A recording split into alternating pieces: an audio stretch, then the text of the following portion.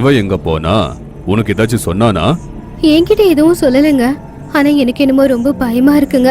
நீங்க எதுக்கும் கொஞ்சம் ஈஸ்வர் எங்க இருக்கான்னு பாத்துட்டு வாங்க. ஒருவேளை ஊர் எல்லை கிட்ட போயிருக்கானோ என்னமோ. சீக்கிரமா போய் பாருங்க. சரி, போய் பாக்குறேன். அதுக்குள்ள அந்த ஆளு ராகவாவோட வீட்டுக்கு வந்தாரு. ராகவா, ராகவா, என்னாச்சு ஐயா? இதுக்கு இப்படி ஓடி வரீங்க? நான் நேத்து வயல பாக்கலன்னு போயிட்டே இருந்தப்பா. அங்க யாரோ விழுந்து கிடந்தாங்க. யாருன்னு பக்கத்துல போய் பார்த்தா அதுவும் பையன் ஈஸ்வர். உடம்பெல்லாம் ரத்தம், கண்ணெல்லாம் வெள்ளையா மாறி செத்து கிடக்கான். அத கேட்டதுமே ராகவா பார்வதி 2 பேரும் அழுதுகிட்டு ஆலமரத்துக்கிட்ட போனாங்க. இந்த விஷயத்தை கேள்விப்பட்ட ஊஜனங்க எல்லாருமே அந்த ஆலமரத்துக்கிட்ட வந்தாங்க.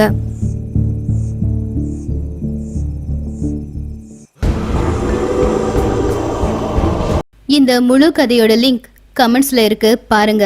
இதே மாதிரி வீடியோஸ் நிறைய பார்க்கணும்னா லைக் பண்ணி சப்ஸ்கிரைப் பண்ணுங்க.